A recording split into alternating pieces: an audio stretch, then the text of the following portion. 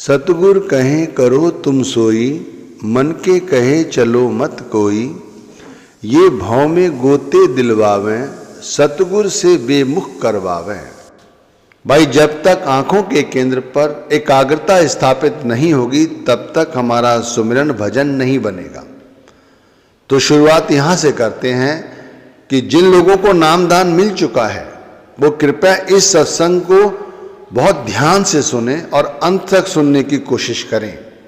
मैं आपसे एकाग्रता के लिए कह रहा था कि एकाग्रता जब तक स्थापित नहीं होगी दोनों आंखों के मध्य में हमारा सुमिरन सार्थक नहीं होगा, हमें सुमिरन में रस नहीं आएगा। मैंने कई बार अनुभव किया है, वही आपके साथ साझा कर रहा हूँ। क्योंकि हम नाम जपते रहते हैं और हमारी एकाग्रता ना होने के कारण हमारा ध्यान जो है वो बहिर्मुखी शक्लों और पदार्थों का चिंतन करता रहता है और ऐसा करने के कारण हमारी एकाग्रता नहीं बन पाती। आप सभी ने अनुभव किया होगा, रोज सुबह दोपहर शाम जब भी समय मिलता है आप सुमिरन करने बैठते हो, उस समय क्या पाते हो? क्या आपके अंदर कभी एकाग्रता बनी? 5 मिनट, 10 मिनट, 20 मिनट, आधा घंटा, 1 घंटा, यहाँ तो 2.5 घंटे की बात कर रहे हैं कि 2.5 घंटे तक आंखों के मध्य में एकाग्रता स्थापित करना हमारे लिए सबसे जरूरी है। अब एकाग्रता स्थापित होने पर होता क्या है? देखो, एकाग्रता जैसे जैसे बनेगी वैसे वैसे हमारे शरीर के अंदर कुछ परिवर्तन होने लगते हैं।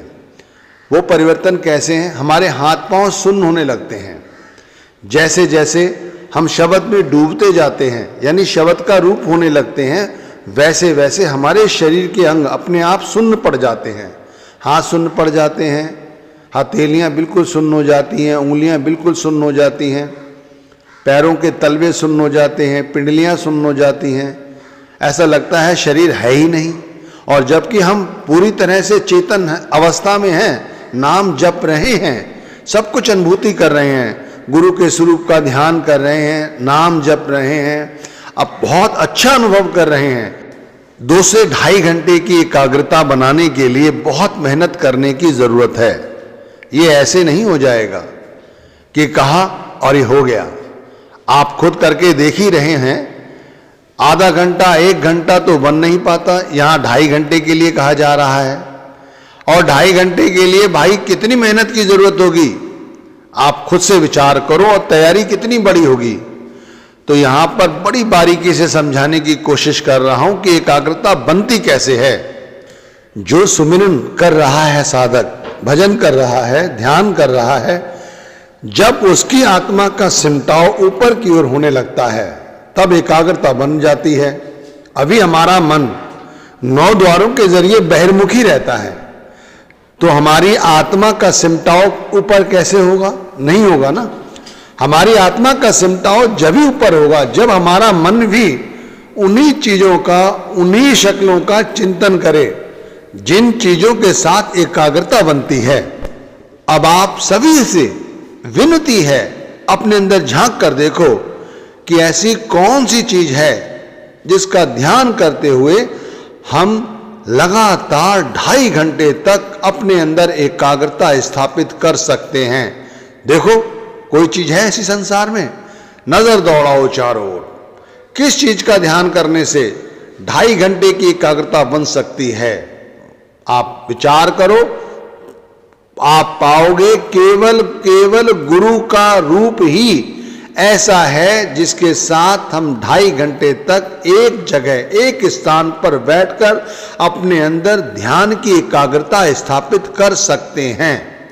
जिन लोगों की भी आज बैठक बनी हुई है, चाहे वो आधा घंटे की हो, चाहे 1 घंटे की या 1.5 घंटे की, उसमें गुरु का रूप ही सर्वोपरि है, इसीलिए बनी हुई है। अब वे लोग जो रोज रोज 2 से 2.5 घंटे की साधना कर रहे हैं, उनके अंदर भी अभी शून्य समाधि नहीं बनी, तो भाई हमारे अंदर कैसे बनेगी? हम तो 10 मिनट 20 मिनट भी नाम नहीं जपते, और जपते भी हैं तो बगैर एकाग्रता के जपते हैं। लेकिन जिन्होंने अपने अंदर एकाग्रता स्थापित कर ली है, उनका ख्याल तुरंत शून्य समाधि में उतर जाता है, मिनटों सेकंडों में उनका ध्यान लग जाता है। और वो 2-2.5 घंटे छोड़ो, वो पूरा दिन भी बैठे रहें तब भी उनके शरीर को कुछ नहीं होगा, वो बहुत हल्का महसूस करते हैं। जब आपकी समाधि लगनी शुरू हो जाएगी तब आप बहुत हल्का महसूस करेंगे। आपने अनुभव भी किया होगा, जब आपके साथ ऐसा होता है, हाथ पैर सुन्न हो जाते हैं और आप पूर्ण रूप से शब्द में समाने लगते हैं, गुरु के रूप या स्वरूप के साथ आपका ख्याल जुड़ा होता है, तब आप अपने आप को कितना हल्का महसूस करते हैं। तो आप चाहते हैं कि आपके अंदर भी महाशून्य की समाधि लगे, आप भी भंवर गुफा के अंदर पहुंचकर उस रारणकार की या सोहम की धुन को सुने। तो उसके लिए अपने आप को तैयार करो, और तैयार कैसे किया जाता है आप समझो। शून्य की समाधि अपने अंदर बने, इसके लिए सबसे पहले खुद को तैयार करने का मतलब है कि अपने अंदर नाम को धारण करो। नाम दे दिया है गुरु ने, ठीक है, उनकी कृपा हुई, आपको नाम दे दिया। अब उस नाम को धारण करने का मतलब है कि अपने अंदर ये विचार बनाओ कि भाई जो कुछ है वो गुरु है। अगर आज ये आपका जो शरीर है, इससे पहले भी था, नामदान से पहले, तब जो था तब था, जिसका था मेरा था, मैं मान रहा था इस शरीर को अपना। हो सकता है वो अज्ञानता रही हो और अज्ञानता ही थी, लेकिन आज ये शरीर मेरा नहीं है, ये गुरु का है। शब्द तो भाई पहले भी था हमारे शरीर के अंदर, लेकिन पहले हमें अनुभूति नहीं थी। अब अनुभूति है कि ये शब्द ही परमात्मा है, इसीलिए अब हम शब्द के हैं। तो सबसे पहले खुद से ये धारण करो विचार कि हम शब्द का रूप हैं, एक बात। फिर हमारे पास जो कुछ भी है, 2 आंखें हैं, 2 कान हैं, नाक है, मुंह है, जो कुछ भी है वो सब भी शब्द का ही रूप है। अगर एक भी चीज इनके अंदर से कम हुई तो भाई वो अपूर्णता हो जाती है, हमारी समाधि में वो बाधा डालेगी। तो वो भी शब्द का ही रूप है। फिर उसके अंदर जो कुछ हम खाते हैं वो हमारा खून बनता है, जो गलत चीज होती है वो मल के रूप में बाहर निकल जाती है।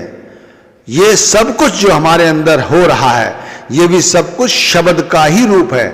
आप देख लो, अगर हमारे शरीर के अंदर कोई रोग लग जाए, उसे ठीक करने के लिए हमें डॉक्टरों से दवाई लेनी पड़ती है, ऑपरेशन कराने पड़ते हैं, उसके बाद भी वो वैसी नहीं होती जैसी हमें परमात्मा ने दी है।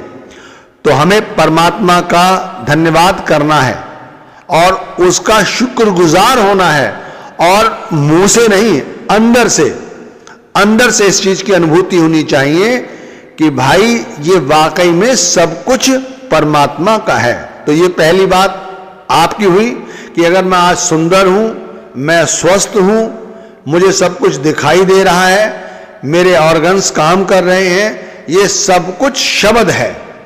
फिर उसके बाद जो हमारी दूसरी चीजें हैं, जैसे परिवार हुआ, कारोबार हुआ, घर हुआ, संपत्ति हुई, घर के अंदर जो चीजें हैं, जिस देश में हम रहते हैं, जिस जाति में हमने जन्म लिया है, उन सभी में अपने मालिक का धन्यवाद करना है और सभी में उनका शुक्र अदा करना है। दाता तेरा शुक्र है, तेरा शुक्र है, इस बात की अनुभूति होनी चाहिए, अंदर आनंद होना चाहिए, उत्सव होना चाहिए।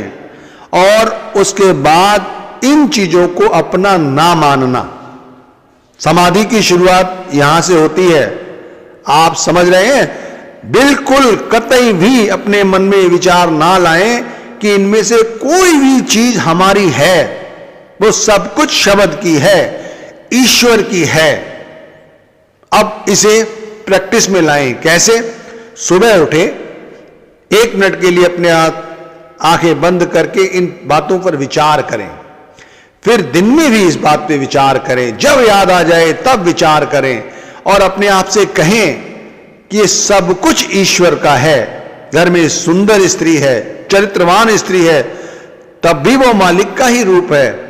और घर में कोई ऐसा बच्चा है जो लड़ता है, झगड़ता है आपके साथ, तो वो भी मालिक का रूप ही है। अपनी कोई नहीं चलानी, अच्छा हो रहा है तो भी कर्मों का प्रभाव है, उसका फल भुगत रहे हैं। और अगर बुरा हो रहा है तो भी कर्मों का लेखा जोखा है, हम उसका हिसाब दे रहे हैं। हमें तनिक भी इसके अंदर अपनी नहीं चलानी है। फिर ये बढ़े और पौड़े, ऐसी भी मन में इच्छा नहीं लानी है। अगर वो बढ़नी है, पौड़नी है तो पौड़ेगी। हमारा काम है कर्म करना। कर्म फल के ऊपर यदि ध्यान रखोगे तो आसक्ति बनेगी, और आसक्ति बनने पर हमें मोह जागृत होता है। मोह लोभ का कारण बनता है। जब लोभ पूरा नहीं होता तब हम क्रोध करते हैं, और क्रोध अहंकार का रूप लेता है, वही हमारे पतन का कारण है। तो समाधि की शुरुआत खुद से की और फिर उसकी अनुभूति की, उसकी प्रैक्टिस लगातार करते रहना है। लगातार श्वासों श्वास प्रैक्टिस करनी है। अब आ जाओ जो गुरु ने कहा है, जैसे विनती की गई, स्वामी जी महाराज ने कहा सतगुरु कहें करो तुम सोई। अब वो करने लग जाओ जो सतगुरु कह रहे हैं। सुबह उठो, रात्रि के तीसरे पहर उठ सकते हो तो बहुत अच्छी बात है, लेकिन जब उठ सकते हो उठो, आसन बिछाओ, बैठो, सामान्यतः आंखें बंद करो और उस ईश्वर को हाजिर नाजिर रखते हुए शब्द के साथ जुड़ने का अभ्यास करो। श्वासें सामान्य हो जाएं, तब धीरे धीरे गुरु के स्वरूप का ध्यान करते हुए नाम जपो। धीरे धीरे नाम जपो। मन में कोई ख्याल आएगा ही नहीं कि ये घर मेरा है, ये परिवार मेरा है। ना ही 9 द्वारों के जरिए ख्याल बहिर्मुखी होगा, क्योंकि हमने दिन से ही ऐसी प्रैक्टिस की है। लेकिन फिर भी हमारे कर्मों का ऐसा प्रभाव है कि हमारा मन बहिर्मुखी होता है। तो होने दो, हमें वही करते रहना है जो गुरु ने कहा है। गुरु कहते हैं मन के मते न चलना है, मन के मते नहीं चलना है, हमें गुरु के मते के अनुसार चलना है। और फिर हम वही करें, नाम जपते रहें, ध्यान गुरु का करते रहें। ख्याल बहिर्मुखी हो रहा है, होने दें, आप पीछा ना करें, आप वहीं बैठे रहें। देखो धीरे धीरे हमारे अंदर समाधि लगती चली जाती है। आप 10 दिन, 20 दिन, 2 महीने, 4 महीने लगातार ऐसे करेंगे, सबसे पहले तो आपका क्रोध खत्म हो जाएगा, आसक्ति खत्म हो जाएगी, मैं मेरी खत्म हो जाएगी, जो अभी हमारे अंदर नहीं जाती है। जब धीरे धीरे खत्म होने लगती है, हमारा सुमिरन बनने लगता है, हमारा ध्यान बनता है, हम 2-2.5 घंटे एक स्थान पर बैठकर नाम जप कर लेते हैं। और फिर वो अवस्था आती है जिसे शून्य समाधि कहते हैं, कि हमारे शरीर के जैसे हाथ पांव शून्य होने लगते हैं और हम सिमरन करते रहते हैं। हमें घंटा, 2 घंटा, 2.5 घंटा एक जगह बैठकर गुरु के स्वरूप के साथ नाम जप करते हुए ध्यान मग्न रहते हैं। अंदर घंटे की आवाजें सुनते हैं, शंखनाद सुनते हैं, नए तरह के प्रकाश देखते हैं, फिर भी हमारा ध्यान विचलित नहीं होता। तो ये सब क्या है? ये प्रैक्टिस है भाई। प्रैक्टिस करोगे तब काम बनेगा। तो भाई रोज रोज प्रैक्टिस करनी है। अपने ख्याल को आंखों के मध्य में इस तरह एकत्रित करना है जिससे वो 2.5 से 3 घंटे एक जगह बैठकर शून्य की समाधि में उतरे।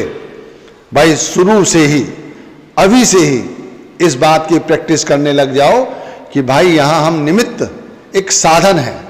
पता नहीं कितने समय के लिए हैं, हमें नहीं पता, हो सकता है आज शाम को यहाँ से चलना पड़े।